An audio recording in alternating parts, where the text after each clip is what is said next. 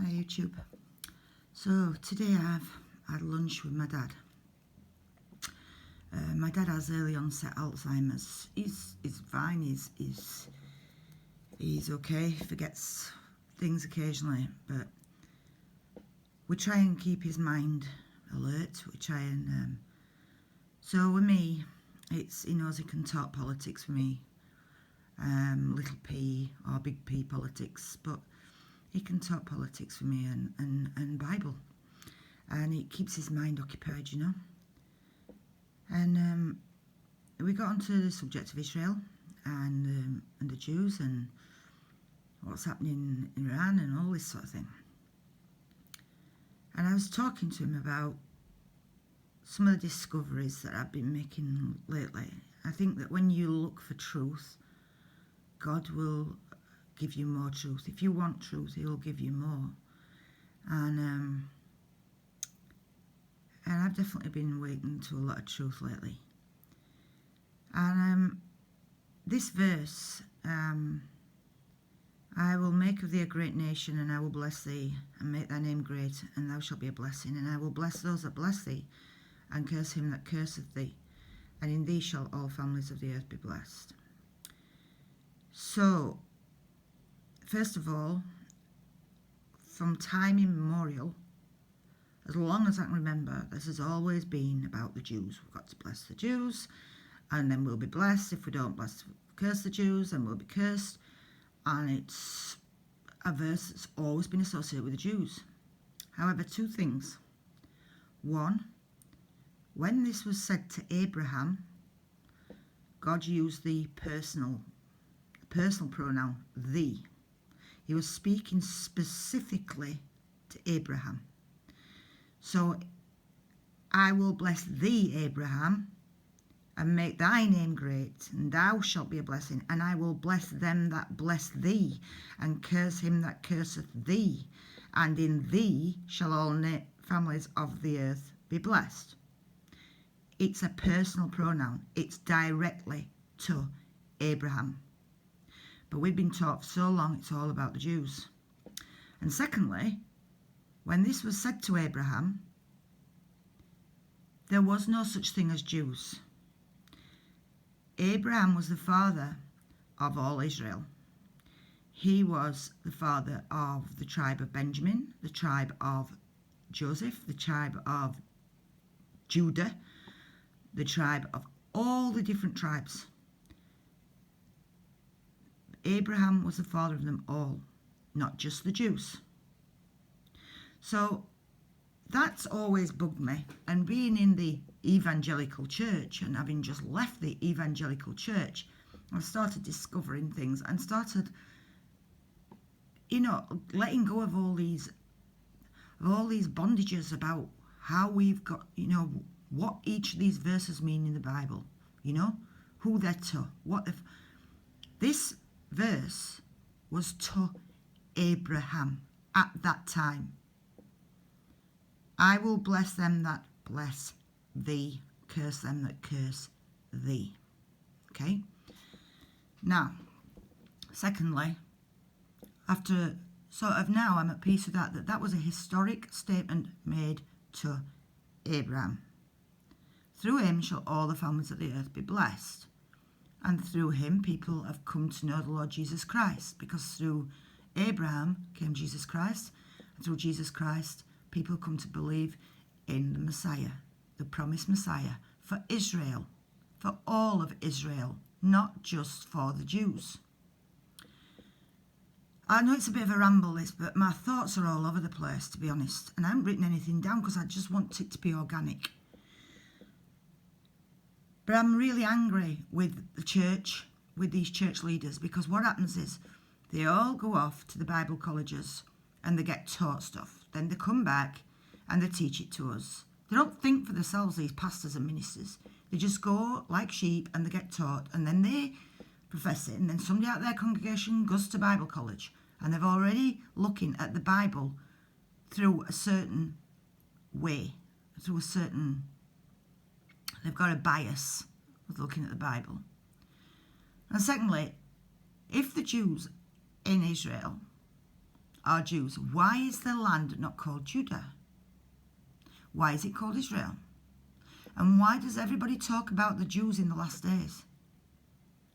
And all this, it's all about the Jews, the Jews, the Jews. But the house of Judah and the house of Israel were two completely different houses. Now, I don't even know where I'm going with this, but I'm just wanting to get my thoughts out there. I've been listening to a guy called Jonathan McTomies,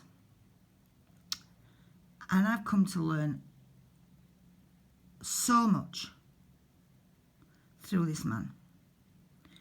Do I agree with everything? I don't know yet, because I've not looked into every single thing that he's taught. But there is a truth and a sincerity in what he's saying, and I know he's got a passion for this. So I am looking at, in one of his videos, he read from Deuteronomy 8. And it reminded me of something else. So Deuteronomy 8.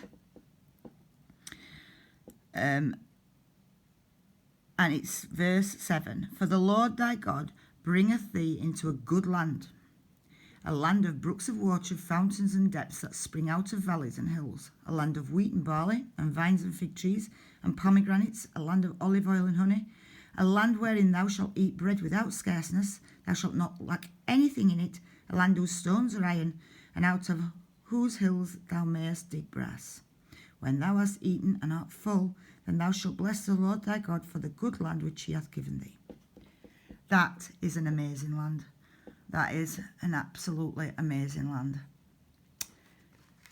And that is the land that they call Israel.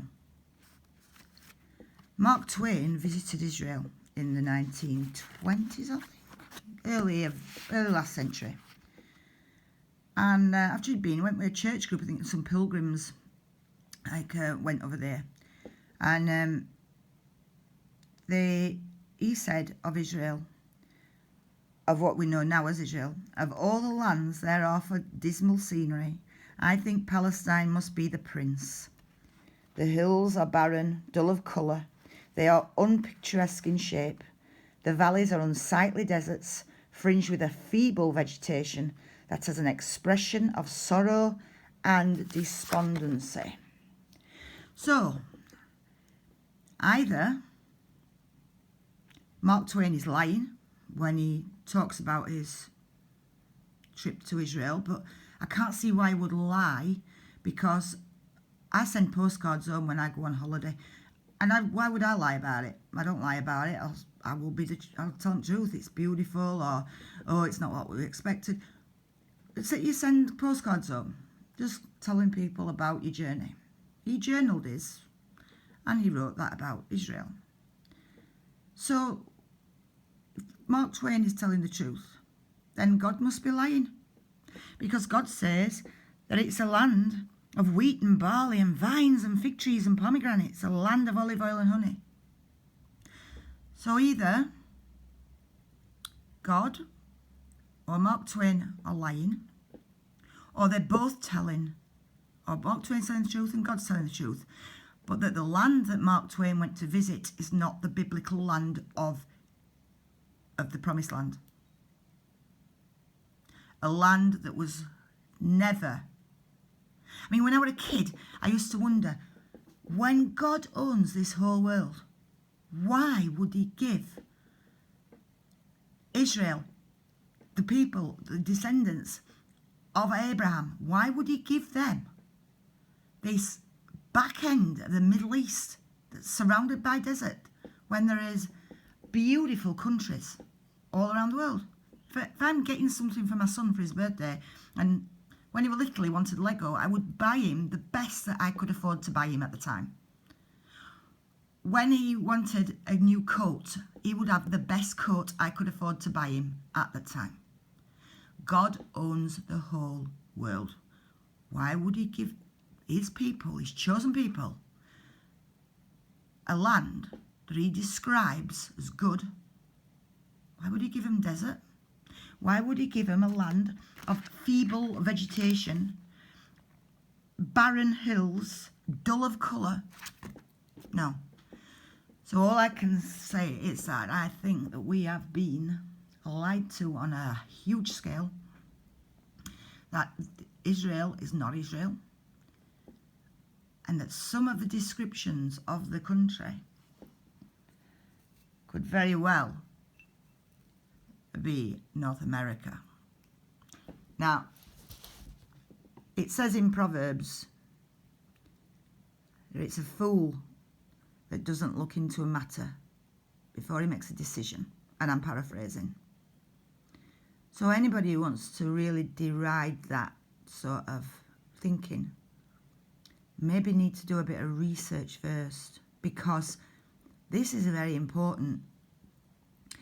I didn't think it was important at first, that if Israel is not where Israel is supposed to be, but it's a different place altogether, and if the people, because the Jews are not all Israel. Israel were lots of different tribes and they got dispersed. So we could be Israel. You don't know. And if that is the case, then they're back in the land. The Israelites are back in the land. And just like God said they would be after their dispersion. And if you look at America, the majesty and the beauty of America, and I've seen, I live in the UK, but I've seen photographs, and all my life, I've seen video, I've seen programs of the scenery in America. And if I were God, that'd be a place I'd pick. I really would. So I reckon, first, how you research this, if you research it, it's up to you.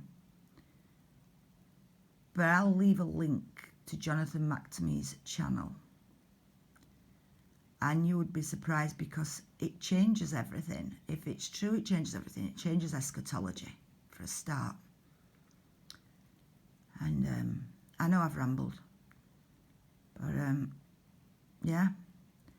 Check him out, because I'm telling you, the guy, it rings true.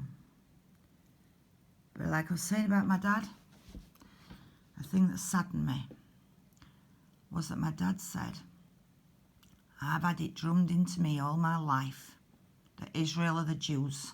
He says, so why would I believe anything else? And I thought, yeah, that is the problem. We've had it drummed into us all our lives that Israel, that the Jews are Israel, and they're not. The Jews are part of Israel. That's if they are in fact real Jews. And when I say Jews, I'm talking House of Judah. And there will be Jews around, but they might not be in Israel. There will be the House of Judah around, but not in Israel. Anyway, that's it. Thank you very much. And check him out. He has a lot of truth. Thank you.